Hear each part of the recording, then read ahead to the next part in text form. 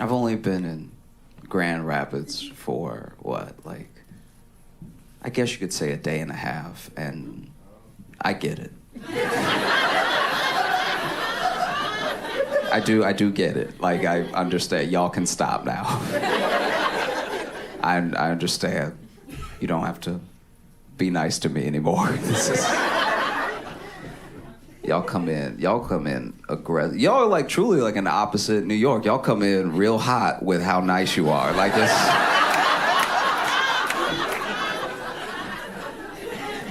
In a way that's like, look, it's functional. Y'all clearly have a society here. It is good.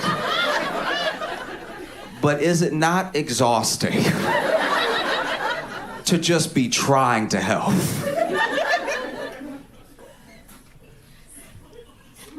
My shoe was untied. Okay, my shoe, I was walking and my shoe was untied. I was getting to the light as I was walking, and a guy was like, "Oh, your shoe is untied." But he pointed so low that I couldn't tell if he thought I didn't know where my shoe was or if he was about to tie it for me. Because my man, he's like, "Your shoe is untied." I was like, "Oh."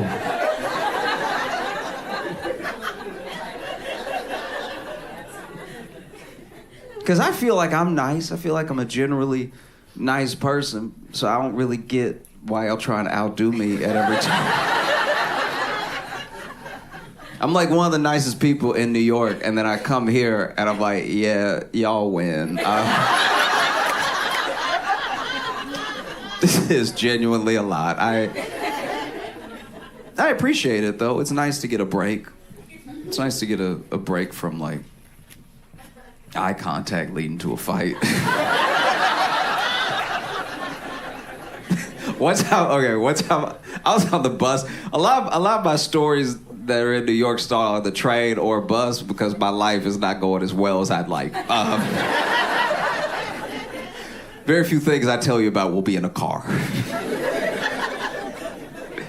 I was on the bus and I was just sitting there, and I think I was on my phone or something. I just casually looked up. I don't even know why I looked up. There was no noise, there was no anything, but I just casually looked up, and there was one dude across from me already looking at me. So I look up and our eyes meet, and he goes, "What'd you say?" I'm like, there's no way. There's no way you thought I said anything.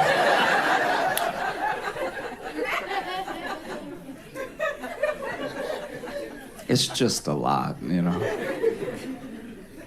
Like, I've been there for years now. I've been here for,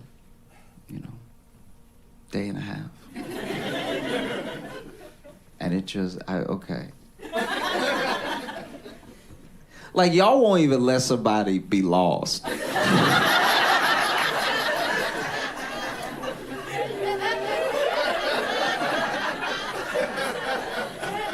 That's too helpful.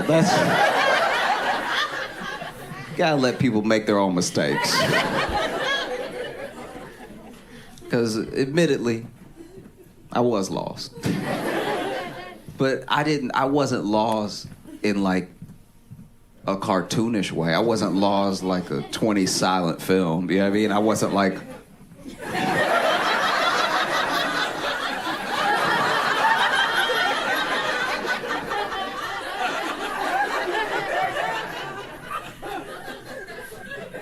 I just looked down at my phone and looked up and looked down at my phone. And when I looked up again, there was just a guy there. And he wasn't just there. He was like, "Can I help you?" And I was like, does this dude work at Grand Rapids?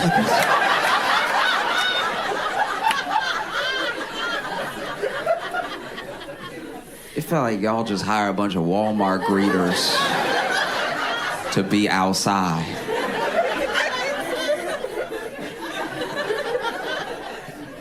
Because it's just unsettling, you know? And so I'm clearly lost, you know? If I'm lost from this far away, then I just admit it. And I'm just like, oh yeah, I'm trying to get over here. And he's like, oh, it's right around the corner. I'll show you.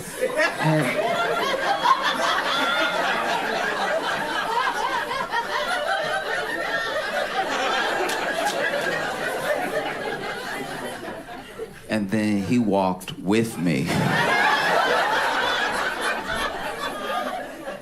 To which I was like, does he need to go there too? What's the plan here? Then we get there, it's across the street, and he points to it. And when he pointed to it, I looked over, and I was like, oh yeah, well thanks man, thanks so much. And I turned around and he was gone. And that's honestly the most upsetting part of the story. Because now I'm like, did I imagine him?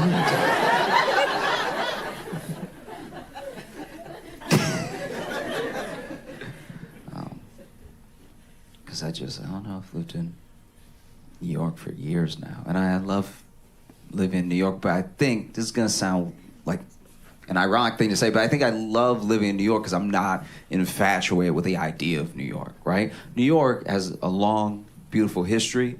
There's a place where there's a lot of opportunity and everything, but it's also gonna be a little dirty. There's a lot of crime. There's a lot of people. You're gonna get pushed around a lot as people go about their way. It's just a place on earth, you know? I'm not so excited to be there. Because some people are. You've seen some people move to a place like New York and they're like, oh my God, it's happening. I'm in New York City. And you're like, chill that, all right? You gonna get robbed. They're like, but we're in Times Square. It's all happening. It's like, they gonna get both of us. Because you over here acting brand new, all right?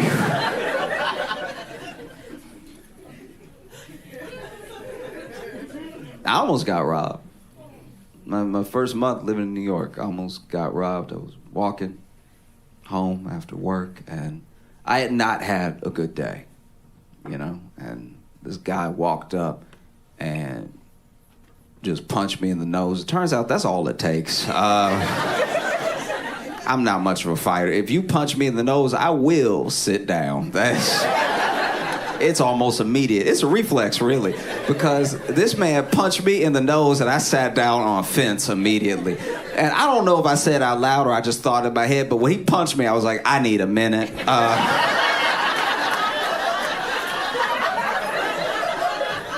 And it didn't help that when he punched me in the nose, I grabbed my nose like the daintiest way possible. Like all fingers were out. This is the most Victorian way to try to stop a nosebleed.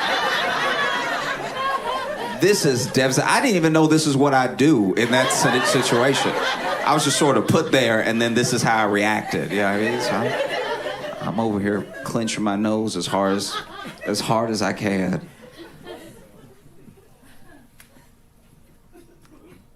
Like, I wonder what it was like from his perspective.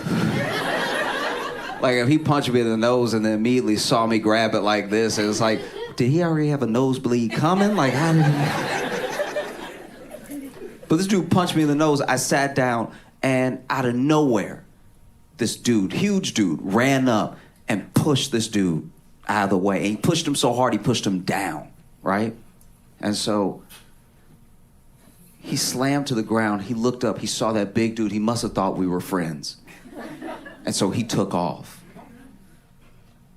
But I'm sitting there wondering if I look like such an easy target that somebody saw me getting robbed and was like, I could do better.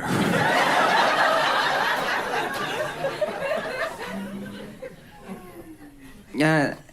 And it's funny because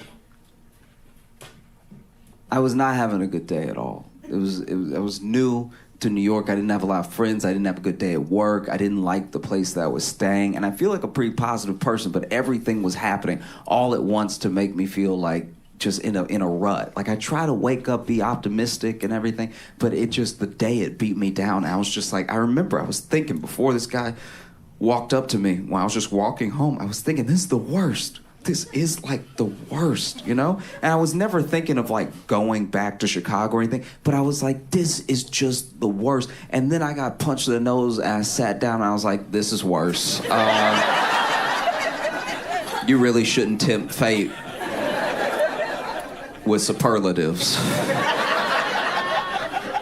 This is way worse. Because at the time, I didn't have that many of my uniforms, so if I bled on my uniform, I would just look freshly punched at work tomorrow. And I remember this big dude standing over me, right? And he's like, hey, are you okay? Are you all right? And I was like, yeah, I think I'm gonna be fine. Oh, thank goodness you were here. And he was like, yeah, man, I just can't believe that. Like, I was just at the right place, the right time. I mean, honestly, I'm a little shooken up. That's never happened to me before. I've been able to, like, help somebody like that. And I was like, yes, thank goodness you were here. He would have been very upset. I only have $6. My man is towering over me, and he's just like, yeah, I've just never been in a situation where I could just help somebody out of nowhere. Because honestly, I haven't always made the best decisions in life. And in my head, I'm like, yeah, he about to rob me. I gave up the game too quickly, and he has now realized he could be $6 richer. And he's just standing over me. He's like, you know, it just feels like the universe put me here in this moment to help you, brought us together. You know, sometimes that happens. In fact, have you heard the good word of the god Oxnif?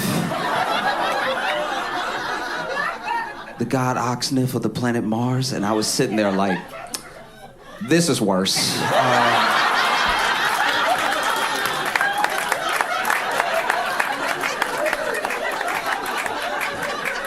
Oh, this is way worse.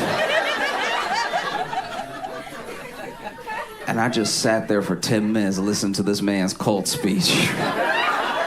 It's like, if you could please just rob me. Because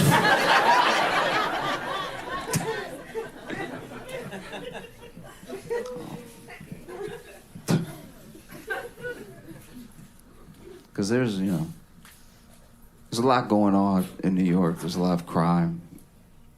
There's crime to the point that the governor saw fit to dispatch 1,000 National Guard to the subway to combat the crime, combat the violence and stuff. And as someone who lives in New York, I'm not gonna lie to you, I have not seen one of them this entire time. I feel like they went down to the subway, they looked around, they were like, forget this. I haven't seen a scratch of camo since I've been down there. Because I've been looking for them, too. Sometimes something will happen, I'm like, oh. Because, New York, we have a lot of crime, but we also got weird crime. We got some of the weirdest crimes you can imagine. A dude in the Bronx got robbed with a cowbell. And I know you're thinking how, but look, it's metal, it hurts. And especially it's a cowbell literally ringing while you getting hit. You must think like, where are these cows? You get your bell rung in the back of the head by a cowbell, you're like, where is it? Am I getting stumped out by cows right now? There was one dude that got a bunch of assault charges because he was...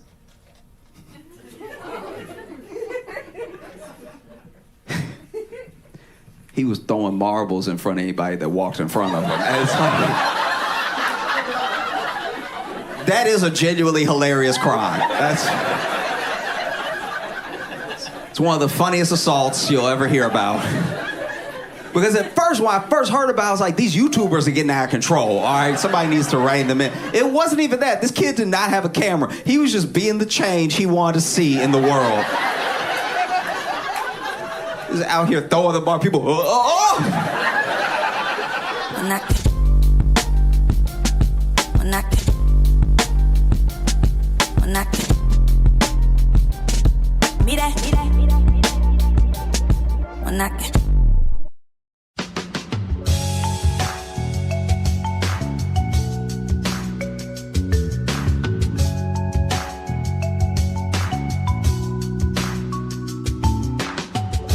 Welcome to Josh Josh Johnson Show. I'm Josh Johnson, joined by my co-host, fellow stand-up comedian Logan Nielsen. Logan, how you doing, buddy? I am doing all right, man. How are you? I'm doing okay, man. I did a school show at a school last night, and it was really good. Students were great. Like elementary, or everybody was just really dope. Well, okay. You just said school. Everyone knows you meant college. I'm just goofing. Gosh. No, I'm with you. But just in case, I don't need those problems of someone hitting me up and being like, our elementary school would love to have a clown come and do his thing, bring some joy to the children.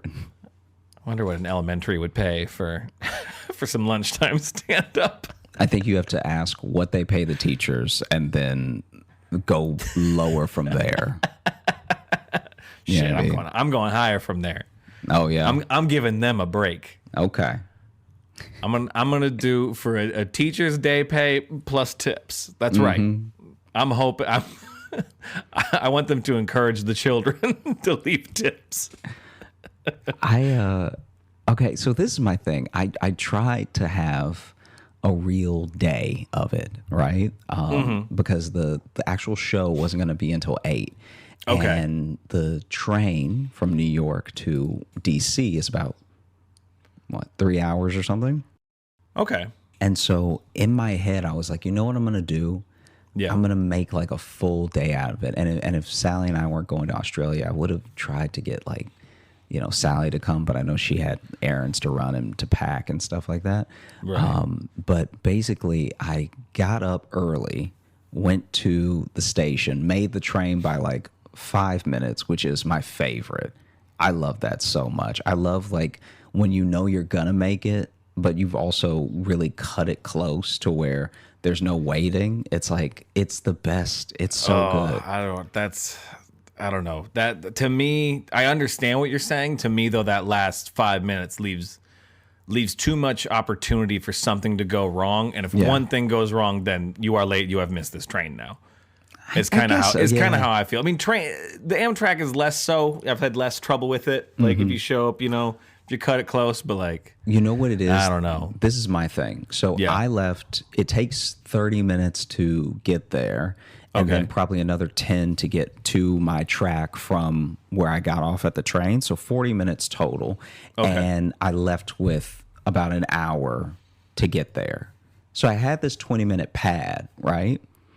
And at one point, the train was stopped. And at another point, I was like, should I get some snacks? Should I not? And so it wasn't a 5 minutes of desperation. It was a 5 minutes of like, by the time I sat down in my seat, there were still 5 minutes before the train took off. So when I say to spare, I don't mean like I almost missed it. I probably made it by 10 minutes. But you had 5 minutes to indulge. I had 5 minutes to watch people panic. I had 5 minutes to really feel like I was better than everyone. I'm here so early. Yeah.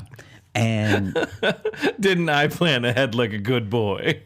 And the train ride over, because I mentioned this when we were doing our virtual live show for the patrons and stuff. That we just did, by the way. And we do every month. Come on through. Here's a little ad, huh? There you go. And sure enough, my man, this is, okay. So I ended up sitting facing the other direction that we were traveling, right? Because you know how the way that the seats are set up, you can sit facing forward or facing back. And some people don't like to face back because it makes them dizzy and stuff, I am one of those people. Yeah. And depending on the mood. Anyway, sorry, didn't mean to interrupt. No, you're good. But I'm facing backwards and I don't mind. It's fine. I've been very blessed where I don't get dizzy easily. It takes a lot for me to get dizzy, even though I'm an easy faint. So like I'm either awake or I'm not. Oh, see, and then I'm an easy dizzy, hard faint. Okay, wow. If you put us together, we make one awake person. Or one horribly vulnerable person. Yeah. Someone who is both spinning and asleep. Yeah. Yeah. Just either one very healthy person or one very sick person. Yeah. A lot of head injuries from all the falling. And so I'm the way where I'm sitting, I have a clear shot at the bathroom, which in my mind is going to be a problem. Like there was some chance to move because whenever you're leaving New York, I can't remember what the first stop is, but I think the first stop is still New York. So I guess if you ever wanted to steal like a whole ride, you could probably get away with it because they don't start checking tickets until you're actually headed to you're in Jersey, right? Jersey, yeah. Yeah. And so I'm on the train for an easy like 9 minutes with one stop before they actually start checking me and stuff. And once they check you, I don't know what the process is if you can move and just bring your ticket with you that they put at your seat, but I don't like to, just in case, conductor passes by and it's like, I don't remember you. Where's that ticket from? And then I gotta be like, it's from you, bro. Please remember me. I know there's a whole train and you do this like your entire day for 10 hours, but please remember me, right? That is a weird, like, the only times I'd ever ridden Amtrak, it's only been a handful of times, so it's like a thing I don't do often enough. I always get nervous that, like, I'm going to fuck up something with just handing them the thing or scanning. Now you can just scan on the phone. And I did that last time, like, oh, but surely still something will be wrong. Mm-hmm. Because they usually put, like, the little ticket above you. And then I'm like, what if that falls? And they're going to be like, you got to get off. Yeah. I always have a little panic for that. Yeah. And it's the oldest form of transportation I use. It's also because I don't ride horses. Even if something really bad happened and they didn't remember you and your ticket fell and it went under a seat and they still want to take your money. So they would still let you buy another ticket that would probably only be more affordable now that you're closer. And it might just be like, whatever you have in your pockets. And we'll let you stay on this train. Listen, if you want to stay on this train, you're going to have to pay us $19 because we are almost at your destination. Yeah.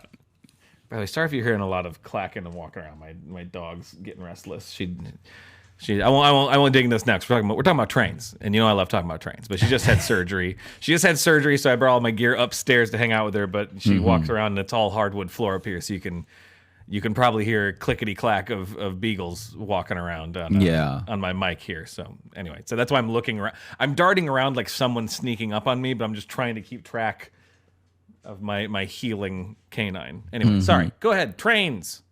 Yeah. Heal up, Maddie. All right. Prayers up. Okay. Bro, she's got some gnarly scars. She got cut up. Jeez. Oh my gosh. I mean, they had to, I guess, sorry, we are talking about it now, but she had a big old tumor on her side she had to get cut out. Well, and they even said, too, like, it had grown enough that some muscle had gotten intertwined with it, which was okay. They could easily do that. But they said when it heals, there's a good chance she'll just have a divot. That she'll have a little golf fairway divot in her side where she got a little speed bump. I'm excited for you to take Maddie to a dog park and just her talking to the other dogs and being like, so were you in Nam or what happened? Like, bro, she's been through some shit. Because she had 3 different bladder surgeries, I mean, years ago. Mm-hmm. She's had this lump we got removed. She had it removed 4 years ago. Mm-hmm. And they said it might grow back, and it did. And then she had a second one in her neck that we took out too, and we also took off a cyst on her back that had gotten bigger. That one wasn't cancerous, but they're like, hey, if we got her under, so she's just got a big old, like, her whole back is shaved in like a weird like jigsaw puzzle, basically. Yeah. And then her neck shaved to it. I was telling you before we got on mic, like, it's hard because then we can't really put a cone on her because then it will rub against the one on her neck, and also she could still scratch that with her foot. Mm-hmm. So I just been putting shirts on my dog, and she doesn't really like wearing shirts. So I do get a lot of stares. There's a lot of just staring at me. Yeah. Of like, what have you done? Yeah. What have you done to my life? This isn't right. Yeah. This isn't right. I don't like it. Mm-hmm. I'll tell you, did you see the picture? I'm going to send to you right now. Do you see the picture when I first got her home? I posted it on Instagram. You'll just appreciate the fucking look she's given me. I'm going to text it to you right now. Because I've never seen a dog be like, why so much in a picture? Just look at this fucking demon stare that she gives me. Oh, you guys send that to the people. You gotta put that in the show notes. It's on my Instagram. If you go to my Instagram, you'll see it. But it is a I will destroy you stare. Wow, I've never heard a dog curse before, but she is right now in my head when I look at that picture. Well, it's because we picked her up for having her gone all day and then immediately put a shirt on her. And she's like, first you do this, and now I gotta wear clothes, which you know I fucking don't like. Yeah. This whole day has been unnatural. And I used to be a wolf. Yeah. I just assume they think that anytime we do anything dumb to them, they just in their heads go, I used to hunt. I like the idea that there's like Hotep dogs. They're like, see, what happened was the white man, because we used to be wolves, right? And then the white man came along and tried to get us to push him, to pull him, to push him in his work. So then his work became our work. All right? You hear me? Do you hear me? Do you hear me? All right. So I'm not doing what when he says sit, I stand. When he says stay, I go. All right. I'm not really about that. Okay. And best believe anybody step to me, he can get bit. All right. You're going to have to put me down. But if you put me down, best believe you won't put all of us down. They'll never put all of us down. We didn't land in the dog park. Dog park landed on us. Let me tell you something right now, because that's the thing with dogs as well. Where anytime people act like they've been the deciding factor in the full change in the dog's life, I'm like, all right, yeah, but as an animal, it was going to get along on its own, like in some form. You know what I mean? Like for every breed outside of the breeds that we've completely made up, you know, there's a couple ones with the snouts that can't breathe, and we did that. That was us. Yeah. You know what I mean? Yeah. I think everything else though, no, we ruined them. Like anytime you see a dog that's like deeply, especially as a puppy, I'm talking about like puppies, deeply out of shape, that was you. Oh yeah. Yeah, no, they love to burn calories as a resting state. Yeah. Their favorite thing to do is burn calories.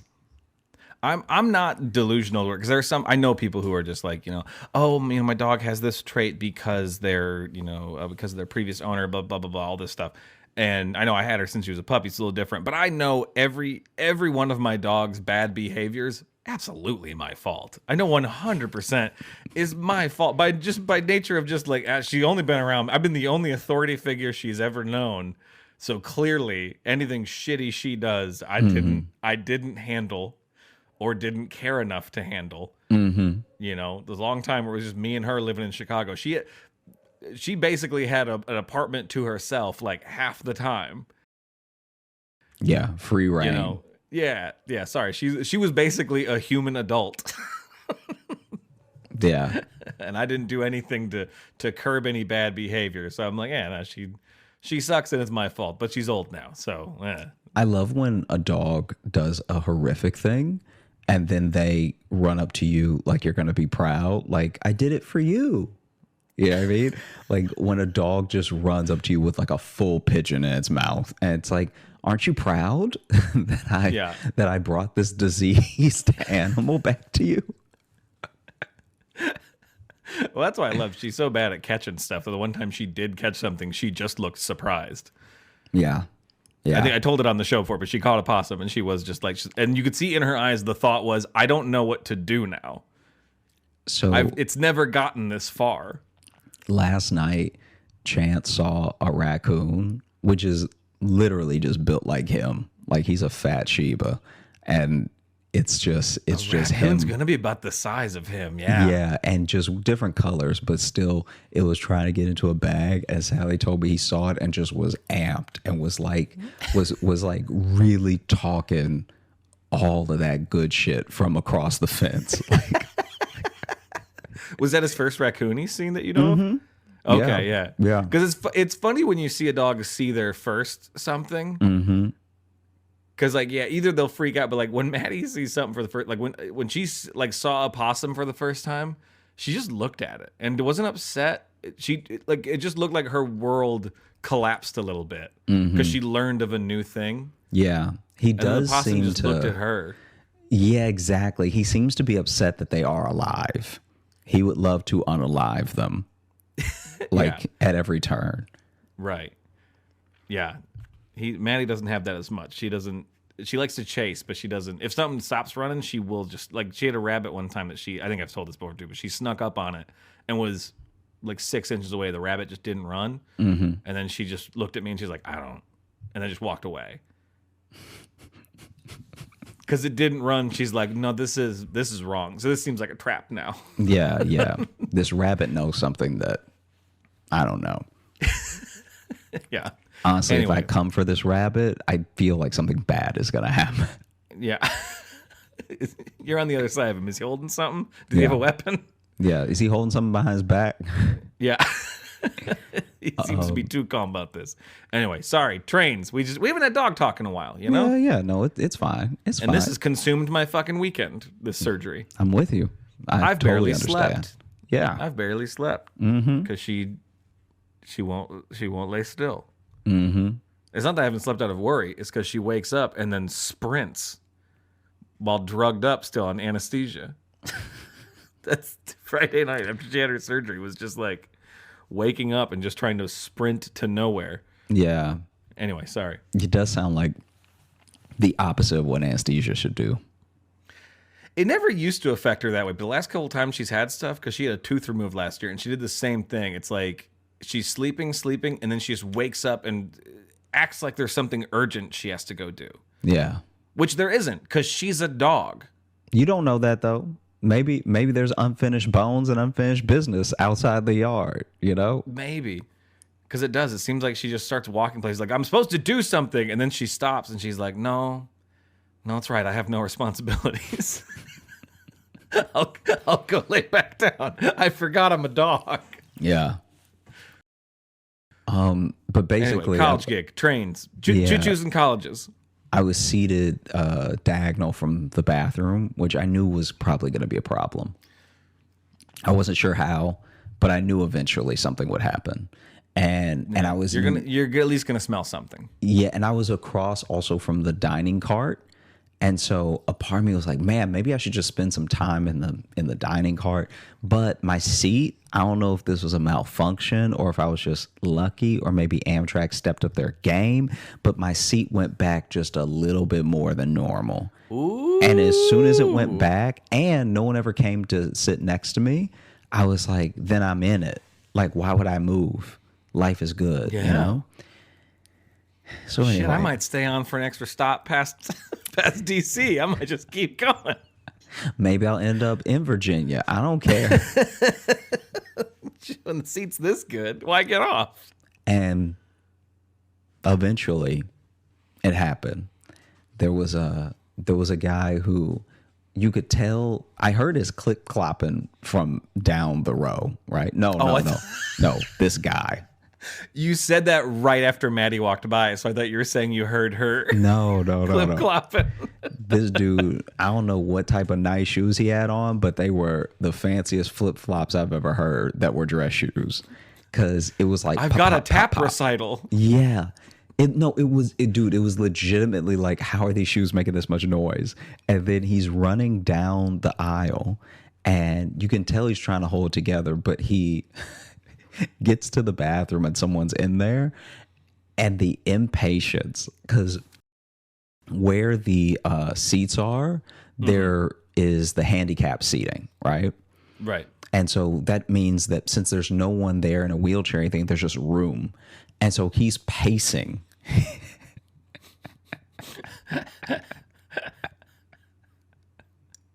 This man is pacing back and forth on the train, and then eventually the person gets out, and he goes in, and I forgot all about him. Punches him in the mouth. Yeah, you took too long. I truly forget all about this dude. Okay. I'm trying to remember what I was watching. I think I was watching Emily in Paris. Nah, never. dang, I can't remember. But I was just watching a show on Netflix. The show gets done, and then maybe Emily in Paris is on Netflix. Maybe 2 or 3 minutes after the show gets done, this guy walks out and just hands in pockets stands near the bathroom, leaned back. Like he looked like the only thing he was missing was a cigarette to smoke. Like he just barely made it. Like his whole life flashed before his eyes or something. Because the level of relaxed that he was when he walked out. Oh, it was relaxed. Okay. Yeah. I thought it was hands in pockets, like shameful. No. I saw like hands in pockets, head down, being like, how do I live like this? It's hard to see someone more on top of the world than he was. Oh, good for him. It's rare. It's rare that you see someone so content that he leaned his back on the wall. Wow. So unencumbered. So unencumbered. And then he just clip-clopped back to wherever his seat was. And I was like, man. Like he's a horse. What ecstasy must this man have experienced? Because a part of me was like, maybe he used the bathroom, or maybe he just did drugs in there. Because it was such a change in him. It was truly such a change. And it also took so long that I'm like, all right. Yeah, because you said you're watching a show. Yeah. 30-minute or 45-minute? No, 30-minute. Yeah. 30-minute. Okay, because I'd say it's depending if it was like an hour-long drama. Yeah. Then like he was getting after it. Yeah. Legit in the bathroom for what had to be 33 minutes. And that's a little too long. I mean, he had time to do both. Poop and heroin is what you're saying? Neither one of them take that long. I mean, if you want to enjoy them. Nobody boo-boos a whole episode of Seinfeld with the commercials and then walks out happy. I mean, yeah, definitely doesn't walk out because usually if you do it that long, your legs are asleep. Yeah. So it takes you a second. You got to stand there at least being like, ooh, getting the tingles out.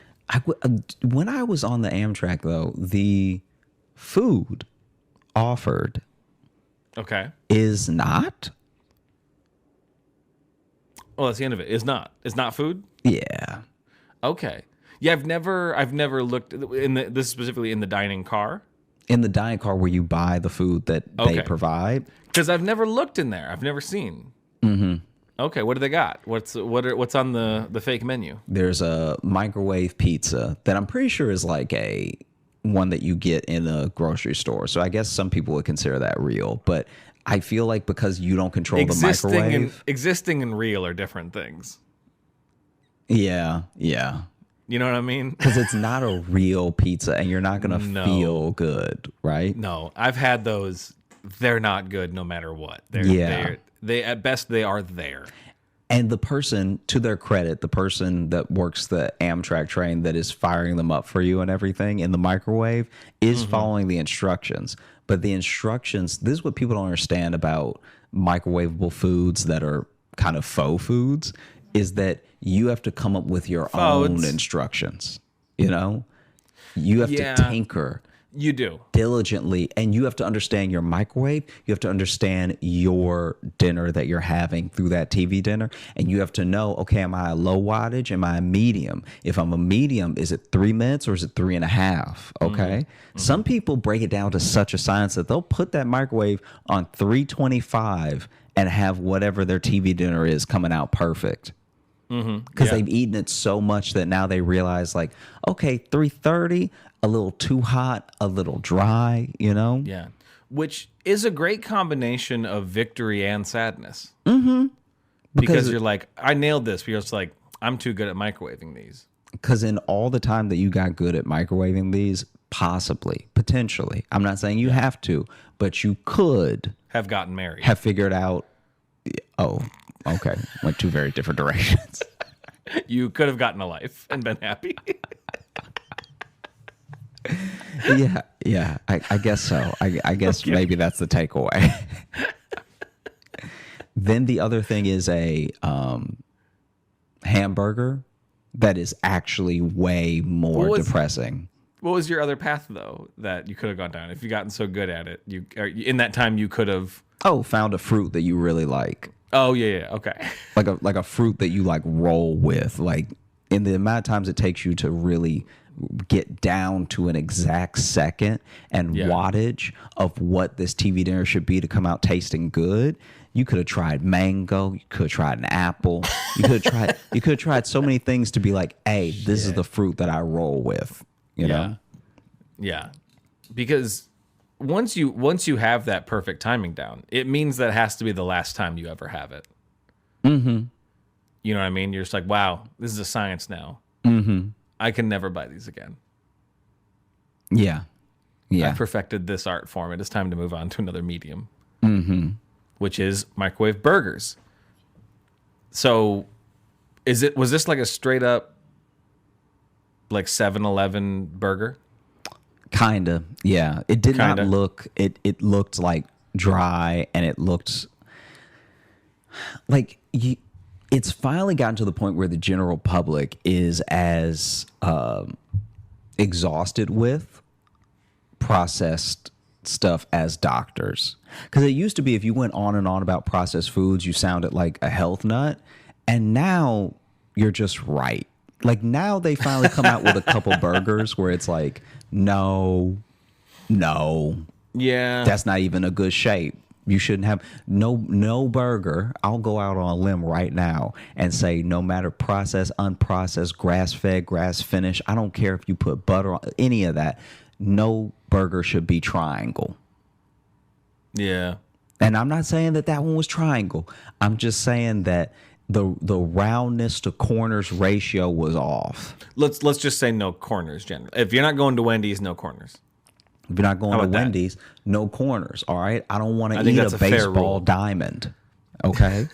I think it's a fair rule. Because Wendy's are the only ones that can do corners. Exactly. Now you're messing up because Wendy's even had to take a step back and be like, okay, what is the bread to meat ratio? Yes. How many bites are people going to be missing meat for? Yeah. And I feel people typing already that, oh, White Castle has corners too, and White Castle is trash. Okay. I don't mean to start this war right now. Ooh. I don't mean, I know. I feel them coming. I know. Fighting words. I know. Just, they're not good. I don't like them. I don't like White Castle. I might have had it too late in life, though. I never had White Castle until I was like in my mid-20s, and I was like, oh, okay. That's probably the problem. I remember. I was in my mid-20s and not on drugs, so. Yeah, I remember you were the one when I moved to Chicago who explained White Castle to me. I did? Because I had never had it. It's not anywhere else I've lived. Well, see, but it was never where I lived either. I never had it until we would already known each other for a few years where I had it. For a few years? Because you were the one that told me it was a thing. Dude, I think you already moved to New York. I mean, I knew it existed. I knew what people liked about it. I'd never had it. I didn't know what it was. Someone had said White Castle, and I was like, okay, how about this? I thought,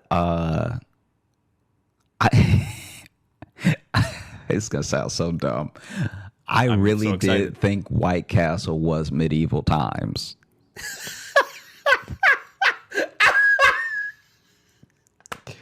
Because it felt like it said it all right there. Like it was like white people in a castle. No, you're not wrong. Medieval times is White Castle. Yeah, I was like, all right, that's like what white people will do sometimes. They'll go to the medieval thing, and it's. I didn't know they put the name on the head like that, and then but a bunch of honky improvisers love to go to to medieval times for a birthday. They go all out for White Castle. And you were the one that that told me that it was Little Burgers, and I played it off like I didn't ever think that. It was Little Burgers.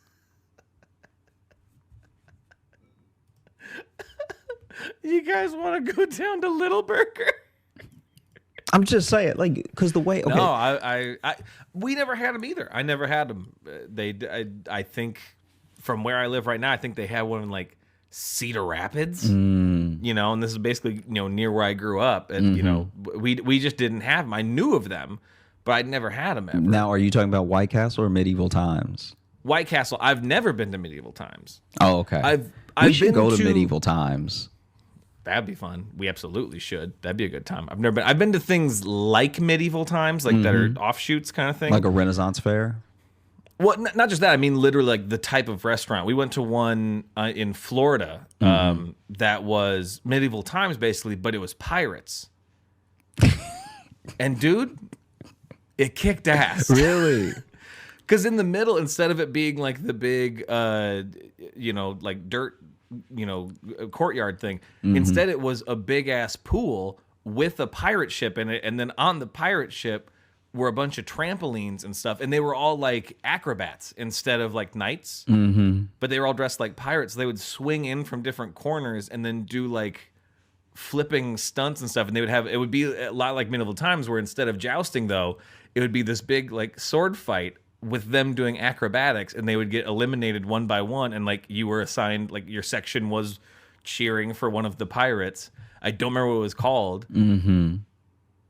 But it was like super fun to watch. That it was like sounds Medieval dope. Time. It was fucking rad. I don't remember what it was called, but it was really cool. Oh man. But yes, I've also been to Renaissance fairs. I've been to a couple of Renaissance fairs. So. I want to see like an earnest, like a real, like two people have a problem with each other fight at a Renaissance fair. Not a Renaissance fair where it's like, oh, we're gonna go at it as part of the performance. I mean, like people can sign up. Like Jeffrey and Sean been had problems. And so they start throwing hands, like full on, like full on tights on everything, but then the hands getting thrown are real. Yeah, just ye old Fight Club. Hey, that would be amazing, because then it's also cumbersome, because now you're not fighting in your best fighting clothes. Nope, Well, then they're like, get on this horse with this lance, and you're like, I've never done this. They're like, well, yeah, you got beef though, so figure it out. Dude, I don't even know where this is, but I've watched a few videos that they've made. There's a fight club in the woods. All right. Elaborate, please. There's a fight club in the woods where people go, and like it's like amateur boxing and amateur MMA and stuff, and they built an octagon out there and everything. And oh god, so it's like proper, not just. No, it's real. It's real. It's like, oh god, yeah, and oh no, and you would be surprised. It's actually handled really well, and the refs that they get are really good. Like the refs will call it off. Almost like the same as the same rules as any like sanctioned event, but I'm pretty sure it's in the woods because this is all legal, right? So I'm just gonna see what happens when I type in "Fight Club in the Woods" for Google. I'm pretty sure this is a purposely undisclosed location. Okay, so how'd you hear about it? You hear things when you talk to people about fights, and everybody talks about fights all the time. You hear about fights. Oh, so this is like some truly underground shit then. Yeah. Oh, and it's really well done. It's actually better done than you would imagine, because it's. Have you seen like footage of it or? Yeah. Okay. Anyway. There was a guy that showed up one time. Nope. What? Nope. You can't just anyway. What? Is this something I can look up, or can you send me? I'll see if I can find one for you. Okay. You don't gotta do it right now, but Yeah. I wanna know what Fight Club in the Woods is all about. Yeah. I think you're gonna be disappointed because it's very professionally done. Like the only thing. Yeah, but still, just doing a sanctioned fight also in the woods is kind of funny to me. Yeah. It's got a real air of like Tekken to it, Not only does it feel like Tekken, some of it looks like Tekken, because as long as you're in the same, I'm pretty sure, as long as y'all want to fight, they'll let y'all fight. And there's this one dude. Oh, like old UFC rules. Yeah, and where you could be hundreds of pounds different. I don't know how. I've seen some weight differences. I don't know how egregious they let them get, but like it does seem. There are some that are very one-sided, where you have to respect the heart of the other individual.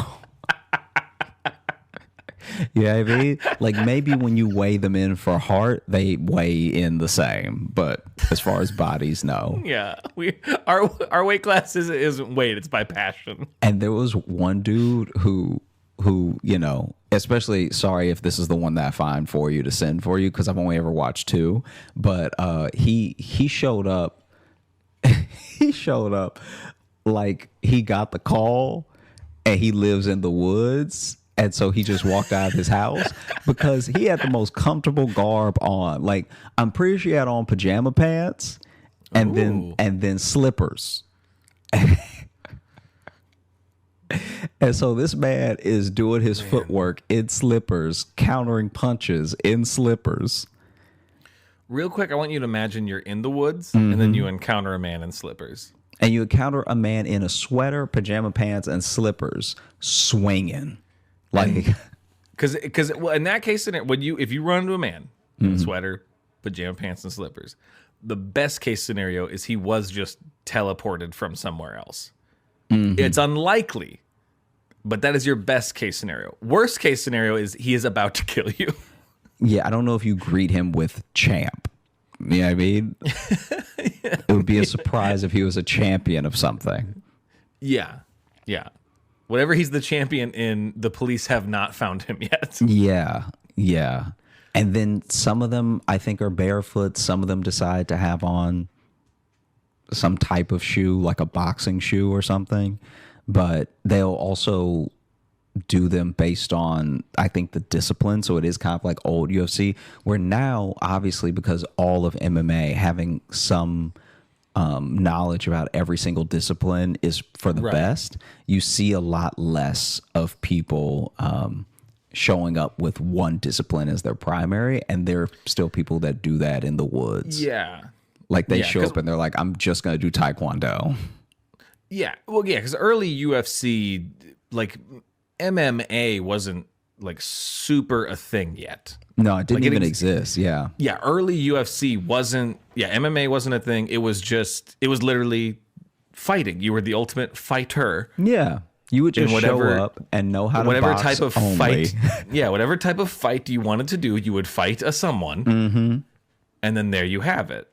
It was really beautiful. And now everyone thinks that they do everything. Yeah. It was, I mean, beautiful's a word for it. I don't know. Well, it just like some of those early tapes I've ever seen are like, oh no. Yeah, they hadn't figured out the rules yet. If they stop this fight a second later, this becomes a snuff film. Yeah. But what I mean by beautiful is that it is cool to watch two actual types go at it, you know? Yeah. And that's even remember pure competition. Yeah. Like the competition of like, because that's what they were trying to figure out in the beginning. Is boxing better than Muay Thai? Is Kung Fu real? Like, is like all that stuff. Yeah. And then Jiu-Jitsu, which makes it a lot like again like a Tekken or something. Yeah, exactly. Where you have the character who's doing drunken boxing or whatever. And like you would have that in the original like Ultimate Fighting was just like a mishmash of ridiculous characters. Yes. Who are brought in from different realms with different styles to beat the shit out of each other for the entertainment of people who had VCRs. Like, did you play Tekken growing up? No, not really. I played more Mortal Kombat or Street Fighter. Didn't play a lot of Tekken. Oh man. Okay. So, that's why you tend to kick my ass anytime we're in an arcade and we play Tekken, because you're way more familiar than I am. Yeah, but I'm not even the amount of money and the amount of clout that these new Tekken guys have is insane. It's actually troubling. But we've watched some of the professional like Tekken are like, even though it's just a video game, you are kind of like, Jesus. Yeah, and the crowds, they'll sell out an arena. Yeah. Imagine if my thumbs were that good. I just want good thumbs. Just give me them good thumbs. Like if you had real good thumbs, you could really make a living now. We're in a different era. If you come through with good thumbs, that's money. Yeah, it used to be a phrase to say I'm all thumbs, and that used to be a bad thing. Now it's a good thing if you're all thumbs. Yeah. You ever heard that one? No, I never heard that. It's an old one. Oh, okay. Saying you're all thumbs at something means you're like not delicate with it or whatever. So it's an old timey phrase. But now, if I'm all thumbs at Fortnite, if I'm all thumbs at Tekken, if I'm all thumbs at Street Fighter, if I'm all thumbs, I'm a millionaire YouTuber. I'm all thumbs, I got a golden thumb. Can we start a streaming channel called All Thumbs? I mean, it probably would be pretty great. I think that'd be great. That'd be very fun. And we could do even like the old games, because you forget how, man, people who made games back in the day, so like Namco, Sega, all these places that made games back in the day didn't give a damn about kids. No. All those games were so hard. Like, so fucking hard. Like so hard.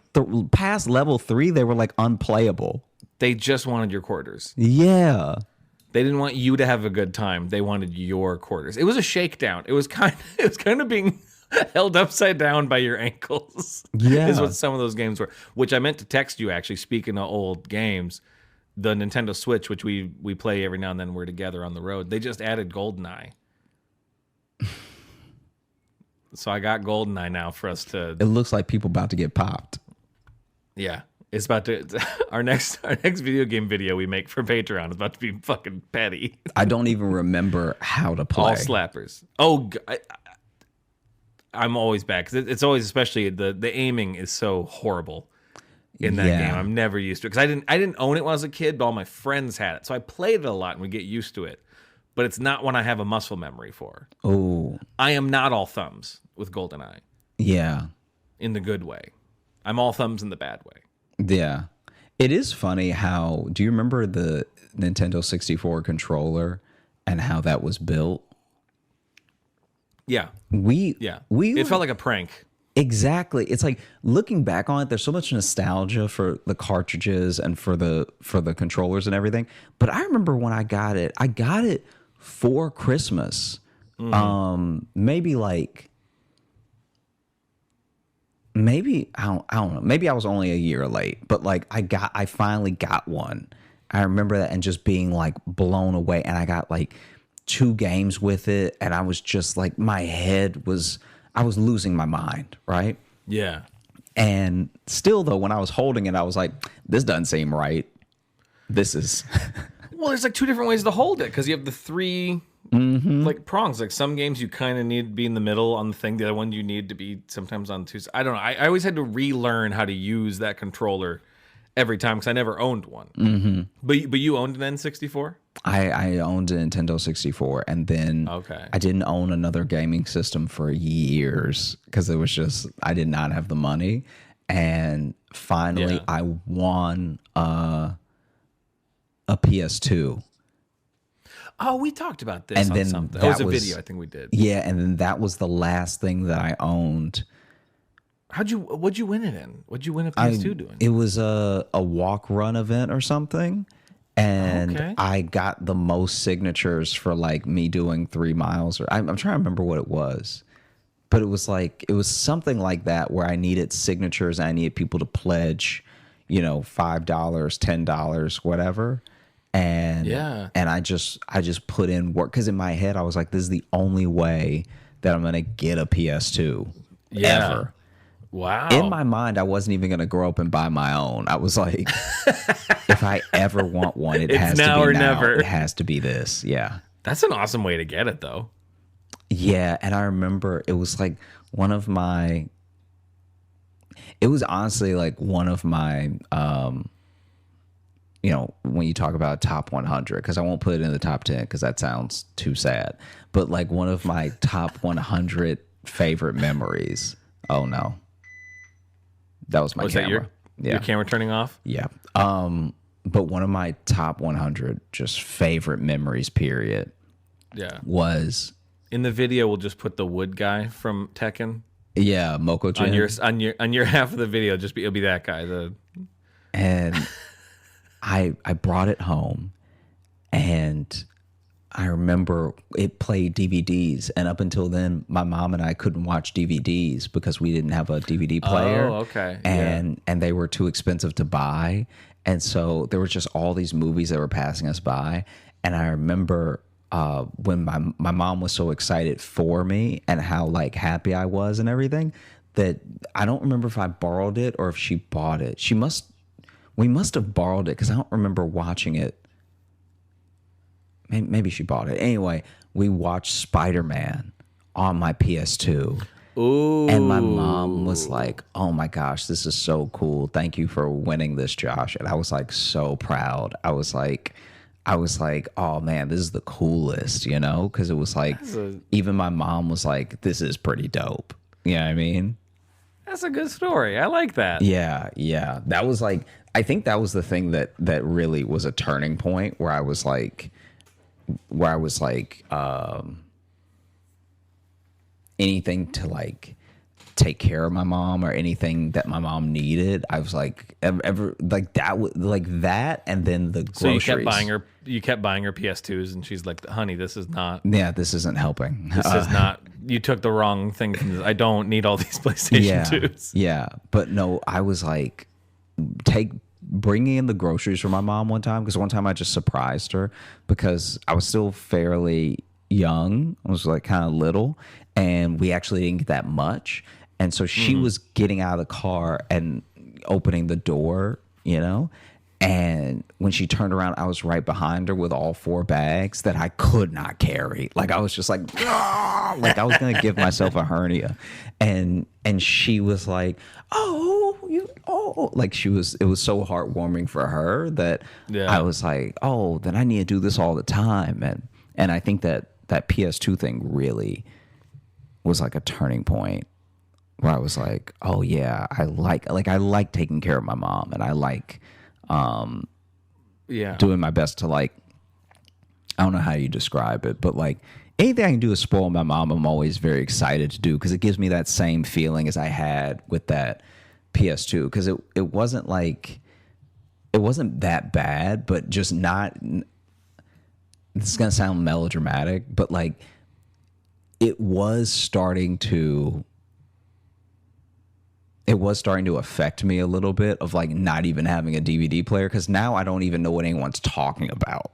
Like when it comes to you're missing movies, a lot of pop culture at that point, dude. It's like you don't want to ever not have money to the point where you're not from now. Do you know what I'm saying? Yeah, you're so broke you're from before. Yeah, I get that. Yeah. I get that. So that was one of my big things. Yeah. Where I was that's so great too, because especially in that era of like the PlayStation 2, like that was the, you know, there was like a decade there where it was constantly talking about, you know, having video game systems like that were ruining children, you know, and there was, you know, putting time limits on it, making sure your kids weren't going to be psychos or whatever. You know what I mean? So the fact that you had the complete opposite experience where your mom was like, "This PlayStation 2 fucking rules." Yeah. That's it's like, it's really great that you had the opposite experience to that in every way. Yeah. Yeah. Absolutely. That your mom was like, "I'm so glad you got this." Yeah. Yeah. Because I mean, Tony Hawk Pro Skater, I was playing all of it. I was up on all of it by then. PS2 was a good system. PS2 was a really good system. And it's that easy. Was one. Some of my favorite games are still on that system. Yeah, it's easy to get nostalgic over it, but I think genuinely what also makes it great is someone pointed this out to me last month. Actually, it was while we were in Denver. A friend pointed out to me that one of the reasons we hold those games in such high regard is because it was our last time owning games. Like physical copies? Physical copies, because the thing that could happen, I'm not saying it's will, I'm not saying it's like some conspiracy theorist thing, but I'm just saying like what could actually happen now is that if something happened to like a database or a server or, you know, whatever with a gaming system, you might not be able to play a game that you own. Yeah, because especially now, like, you know, I'm even behind a little bit because I have a PS4 and not a PS5, and it's like, I think I own 3 hard copies, but I own like a shitload of games. on it. Like, yeah, if the computer decides I don't get those anymore, that's the decision. And updates. There were no updates. It was like they made a good game and then they put it out.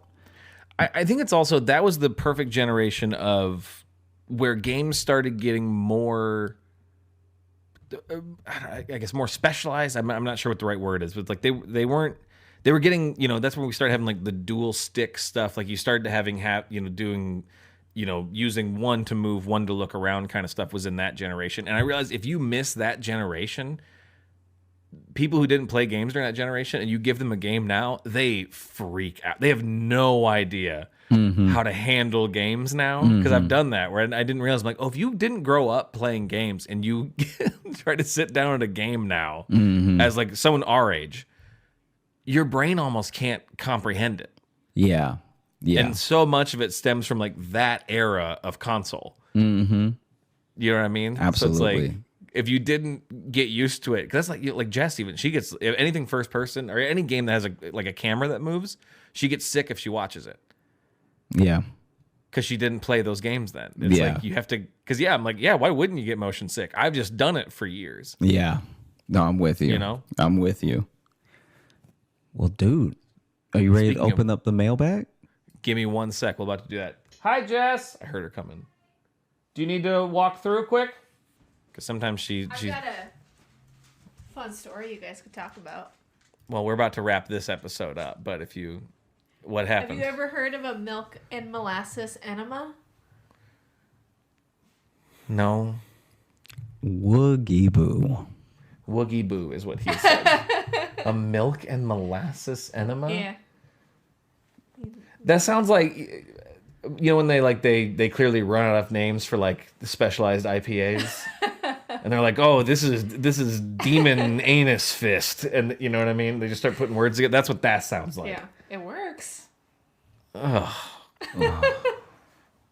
That's what I was cleaning up before I came home. That's what I was cleaning up before I came home. She just said.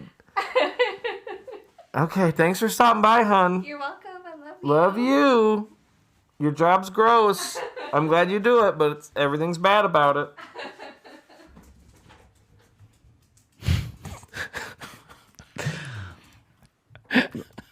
Should we keep that in the episode?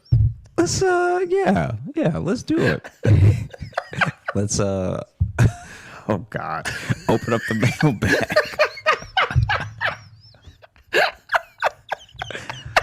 I gotta go try to eat nachos now. Yeah, sorry. Yeah, this has been a strange episode. All right, here we go. Let me see. Opening up the mailbag. This is our email, joshjohnsonshow@gmail.com. You can email us questions or stories or topic ideas, and we love to read them there. Here's one. This is from Kaylin. And the title is called Storytime Request. Hey, Toontown and Squeaks. I'm a longtime listener, first-time emailer to the show. I've probably listened to every episode about 3 times. I will never get used to that. Yeah, that's amazing. People have been telling us that for 3 years. I'll never get used to it. Y'all are my favorite thing about Thursdays. Well, as per usual, I was re-listening to an old episode 48, Little Joshy is Kidnappable, while changing my cat's litter, and Josh mentioned an old improv troupe he was kicked out of. I don't believe Josh ever told this story, and I was hoping he would indulge the listeners. On a side note, Josh singing Vindicated at the end of episode 125, our last episode, Don't Meth with Crack, is my new favorite thing to say to myself alone and unprompted. Never fails to make me smile, LOL. Anyway, hope y'all are well. Truly cannot express how much this show means to me. See y'all next Thursday. Thank you, Kaylin. That was a very lovely email. That was dope. This improv troupe. I don't know if we've really talked about it. Yeah, I will talk about it, but it is longer than, in order to really tell it, it is longer than. Okay. Yeah. So let's put that on the docket. Maybe next episode. Should we try to dig into? Yeah, maybe so. Yeah. Because we could probably do, because we both did improv. There's probably improv stories we could fill an episode with. Maybe. Mm-hmm. do something like that? Okay, so I know that's always sometimes annoying that we get asked a thing and we're like, cool, we'll talk about it later. Yeah, no, I'm with you. But okay, so we'll get to that. But thank you so much for that email. And then this one here, this is from Gabe. And great podcast with a great host. The title says, hey guys, love the podcast, but I just wanted to ask, why isn't it called the Logan Nielsen Show? I mean, Josh is funny, I guess, but Logan is obviously superior. I mean, compared to Logan, Josh is barely even there, but they spelled it like bear in that pun that you love. Oh, God. I'm just kidding, parentheses, maybe. I love both of you, and I love the show. 1 million out of 20 jangles. Sorry about your brain, King. Gabe, and then I love they give a pronunciation key, and it just says, pronounce like the word gay. Then you add a B sound. Wow. Thank you, Gabe. I appreciate that, because I know this episode 2 is going to get some hate because I talked a lot, and some people hate that. So some of our listeners are not a fan of me being a part of the show, but so I appreciate that. Yeah, and thank you so much, Gabe, and thank all of you. Thank you for listening to the Josh Johnson Show. We had a great time recording. I hope you had a great time listening. All that I ask of y'all in this episode is, if you enjoy the show, just tell one friend. Just tell a friend about it, so we can hopefully make more people laugh in the new year. Come out every Thursday, wherever you get your podcast. You already know that if you're listening. And if you're looking for Logan, you can follow me on Instagram at Logan M. Nielsen. And if you want bonus stuff that we do, because we make some videos, we do some side podcasts, we do a bunch of goofy stuff over at our Patreon, patreon.com/Josh Johnson Show. And like we mentioned earlier in the episode, we do monthly live shows. So come join us. We tell stories we've never told in the show before. We interact with people and have a generally chaotic time. We literally just finished recording January's before we started recording this. And it was one of the more off the rail ones we've had, I would say. Yeah. It was pretty chaotic, but it's a whole different vibe over on that. And we're touring this year, so keep an eye on all the links are down. We put so many links down there. They all lead to important information. Yeah. How's that? Thank you all so much for listening. I hope you have a great rest of the day, and I hope you have a great weekend. And I hope you have a great trip to Australia, Josh. Thanks, man. Yeah, it's gonna be great. One assumes. I'd like to assume. There's so many spiders there. Don't. Hey, thanks so much for watching. Please like and subscribe. It really supports the channel. Hit the bell notification, because apparently it's the only way YouTube will tell you that something happened. And just tell a friend. That's the biggest thing you could do. Just tell one person in your life that you like, maybe you don't like, that this video happened to you. We release the podcast every Thursday on all the podcast apps, so you should find us there and subscribe on those and comment and leave reviews and whatever on all of them. And also, if you want bonus stuff, you can join our Patreon, patreon.com/Josh Johnson Show. We have bonus podcasts and videos and stuff there, and we'd love to see you.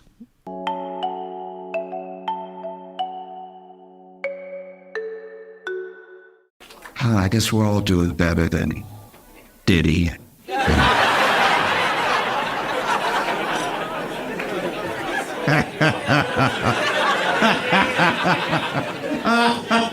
Oh, what a week. All right, if you don't know, I'll try to bring you up to speed very quickly.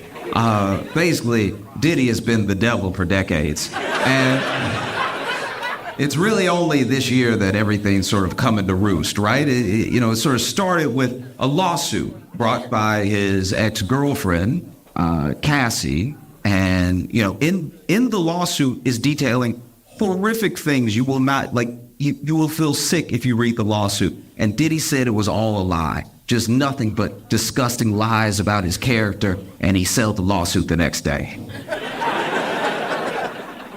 I don't know about you, but I've never been lied on so hard that I was like, You better stop lying about me. I will pay you as much as you want for you to stop telling me all the stuff I supposedly did. I want to make sure that this is, how much does the check need to be? It won't be in escrow. It'll be in a check form in the morning. But I will pay you as much as it takes for you to stop lying before people start looking into what you said because everybody else is saying it.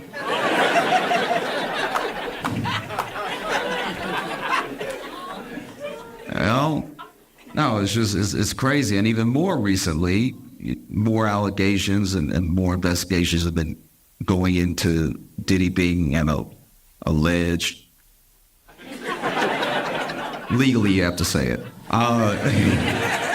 Being an alleged sex trafficker and everything, to the point where, this week, the FBI raided all of his houses at once, just to make sure, every single one at the same time, make sure he wasn't house hopping or anything, just going everywhere. They grabbed all the homes and the homies and they pulled everybody outside, and it was truly astounding to watch, because if you've ever watched, I watch a lot of news, so I remember the Roger Stone raid. Anytime the FBI or Homeland Security does a raid, it's a weird hierarchy that you notice, because they'll show up to do the raid, right? So FBI or Homeland Security, they'll be fitted up, right? Top to bottom, they got the AR-15, they got the vest on, full body armor, they got the boots, they got the helmet, and then sometimes they actually have backup. Backup is SWAT. So then SWAT is also there dressed like SWAT, and we know what SWAT is dressed like. And then it will just be the regular police. And it kind of made me feel bad for the local police, because imagine you show up to work and all your coworkers look like Call of Duty that day. And you just have to show up with your chest. That's unfair to them. If I was a cop, I'd be like, y'all ain't got any extra ARs in the trunk or anything. I can't hold something. Y'all just showed up all prepared. Y'all said he dangerous. You know what? I'm gonna wait next to the car. That's what I'm gonna do. Y'all, this is bull. I'm not doing. And truly, watch any FBI raid. All the local police are next to the cars in the street. They're like, no, they gonna get him. They gonna get him. Oh, you better watch out, because they coming. All right. But yeah. They raided all that dude's houses at one time, pulled people out, were interrogating people, were trying to look for stuff in the houses. And meanwhile, a lot of people have been waiting on Diddy's downfall for a long time, so they track his movements. And I want to take a quick second, because a lot of people, as this is mainly a black thing, knowing about Diddy. It feels like the world didn't know. But black people, we knew. We were like, nah. Something happening with him that seems off. I don't know if I love that either. That's just been us for 2 decades with Diddy just being like, did y'all see that? You know what I mean? And so a lot of other people are catching up. So then there are things, when anything like this comes out, there are things where people ask, why is everybody talking about it now, coming forward now, stuff like that. I want to be clear. Diddy is not like a Harvey Weinstein in that way, right? Because with Harvey Weinstein, everyone started coming forward, and then people were like, why didn't y'all say something sooner? Look at him. We would have believed you. We don't do a good enough job of believing women, but with Harvey, I'd be like, whatever y'all say he did, he did. I can just see it from his build that he did whatever. But Diddy's a very different thing. Diddy is scary. A lot of people are scared of Diddy. And you want to know one of the reasons why people are scared of Diddy? Because of where he comes from. There's gangsters, then there's gangsters. Okay? Diddy's dad has ties to Frank Lucas. If you don't know Frank Lucas is who Denzel played in American Gangster. That's who Diddy's dad hung out with. That's who Diddy's dad did business with. So when you ever rewatch American Gangster and you see that scene when Frank Lucas, Denzel, stands up and in the middle broad daylight, middle of the sidewalk, a dude disrespects him, and he pulls out a gun and he shoots him in the head and kills him in front of everybody because he knows nobody will say anything. That's who Diddy's dad ran with, right? That's who taught him his, like, ABCs and stuff. You know what I mean? When you see that scene, that's a bone-chilling scene because it happened. That happened. He did that. He killed someone broad daylight because he knew no one around would say anything, right? So when you see that scene and you see Denzel do that, just know that one of the extras in the background, at least one of those kids, is Diddy. That's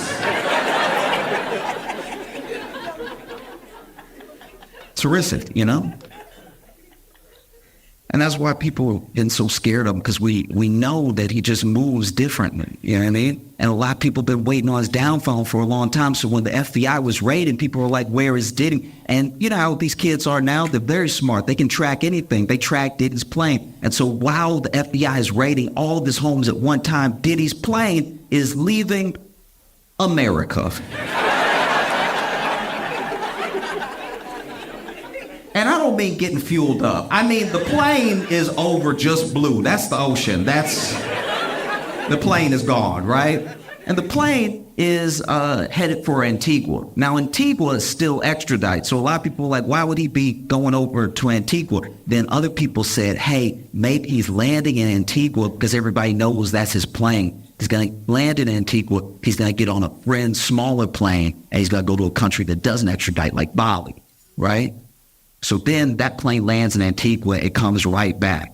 When it lands, turns out Diddy was never on the plane. He was in Miami the whole time. This man is a terrible rapper and an incredible villain. I've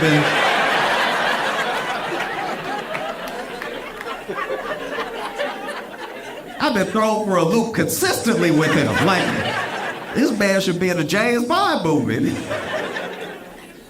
You know, a lot of people are just waking up to how Diddy is, you know? We knew. You know how you know that we knew? Diddy's the only black billionaire we didn't root for. It's a very big deal when you get a black billionaire. We're always like, oh, yeah, we did it. You know, I remember when that guy, you know that guy that gave the commencement speech at Morehouse, and at the end of the speech, he said he was going to pay for all the kids' student loans. That moment went viral. It was crazy. Kids were crying and everything, jumping up, screaming. I looked it up. I found the guy. His name was Robert Smith. Turns out he's a billionaire. He didn't give me any money, but I was at home like, we got another one. Diddy became a billionaire. We were like, good for you.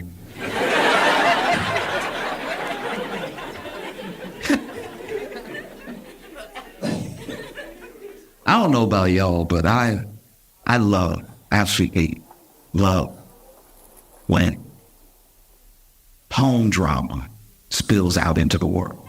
You know what I mean? I don't watch a lot of reality television, so I love when a real life couple just can't take it anymore. You know what I mean? Like they have to have it out, and they have to have it out now. And now is here. And here is where I am. So I get a free show. You know? I think it happens a lot in New York City because we don't have space. Like, y'all have real homes here. Y'all can be like, we will discuss this later.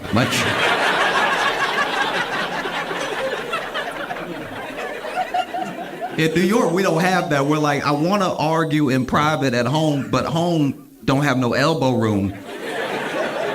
I want to argue where I can move a little bit because I'm passionate with my movements. Now, if I'm arguing at home, one time I was arguing at home and I went like this to be like, oh, wait, you know, just like to hold it up. And then I hit my elbow, and there's no way to look right when you just stand there like,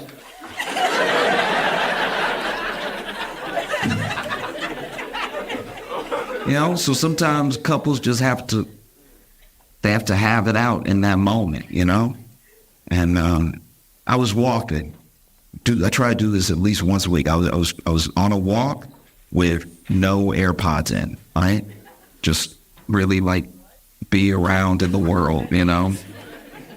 And I think it's an important thing to do because it opens you up to what's happening around you. And I would have missed this had I had my AirPods in. I was walking, and as I'm walking, I see this dude bust out of the door of his house, right? He's running down the stoop of his brownstone, no shirt on, anything, looking terrified, like, look. And so I turn and I see what I can only imagine is his girlfriend or wife running behind him. And I was like, all right, this seems awesome. Let's see how it goes. And she has something in her hand, but it doesn't look like a gun, so I'm like, I'm willing to stay and see this through. Because you know, if it's a gun, people get upset, they miss. Now she done shot me, I'm bleeding out. I'm not even part of your love. I'm laying there holding my wound, y'all done worked it out. Like, this could all be for nothing. It's just she's holding something, but I can't see what it is, right? And as he's running down the stoop, she runs down with him, and she gets to this specific step, and then she goes like this, right? She goes like this, and then a piece of what she was holding flies out and hits him in the back, and he goes,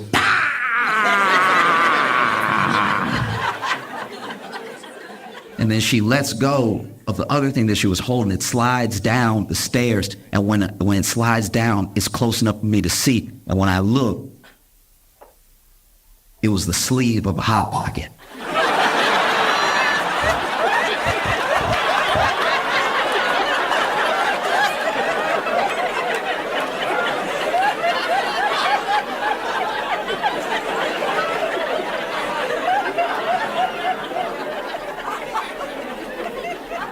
This woman done burned the hell out of this man with a Hot Pocket.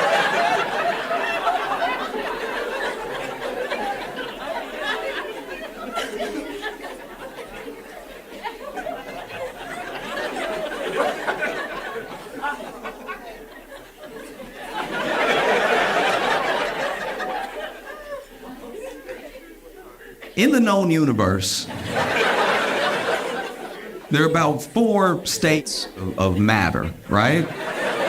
There's gas, there's liquid, and there's solid. There's also plasma. Now, plasma can reach a temperature of about 45,000 degrees Fahrenheit, and just under that. Close second is Hot Pocket juice. Hot Pocket juice must be studied. This will burn your soul. Hot Pocket juice is far too hot. It is absolute insanity, okay? Because we've all been there. We've all been there where you were hungry, you heat up the Hot Pocket, that's gonna be quick, and then you went ahead and you put it higher than the instructions say, because you know when you follow the instructions, the middle cold. So then, you put it at least 2 minutes higher than the instructions say because you got a different type of microwave. Your microwave doesn't work like the box says. And so you put an extra 2 minutes, but now we're into heated territory that no one, even the people at the company, are aware of, right? And then you pull the Hot Pocket out, you hold it by the sleeve, and you wouldn't even be in this situation if you could just be a gentleman and wait, right? But you're hungry, you're greedy, you can't help yourself, and so you blow, you do blow. You do. You give it a good try, too. You blowing the bread. You're not doing anything for that juice inside. That juice is still bubbling like lava. Waiting to bust out. And so then you take your first bite, and because you're hungry, because you're being greedy, you bite too hard, the juice pops out, it hits your lip, and you go, ah!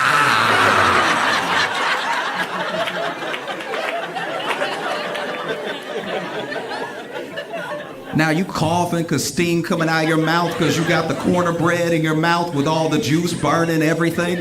Burning teeth. Just burning. Inexplicably, just burning and burning and burning. It's terrible. This woman was running after this man. We don't know what he did. I didn't stay for an interview.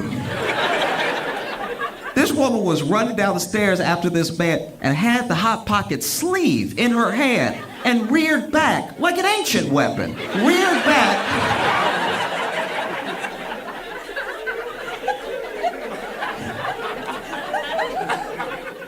And flung the Hot Pocket out, flung it like she had done it before. Like, She must be burning him weekly to have this sort of aim. If this was a game show, I could never sling it and hit what I wanted to hit. And she hit, not only did she hit him in the middle of the back. She hit him in the spot. So it's in just enough of a position that he can't really reach it. Like it's not here, it's not here. Like this man is fighting for his life right now. She done gave him 32nd degree burns. And my man's like, ah, and I want to help, but I'm like, I'm not going to burn my fingers. Like, and then I had never stopped walking the entire time, but I did take off into a brisk jog. Because as he was holding the railing of his stoop, I saw her lift another hot pocket. I was like, let me leave before I witness a murder.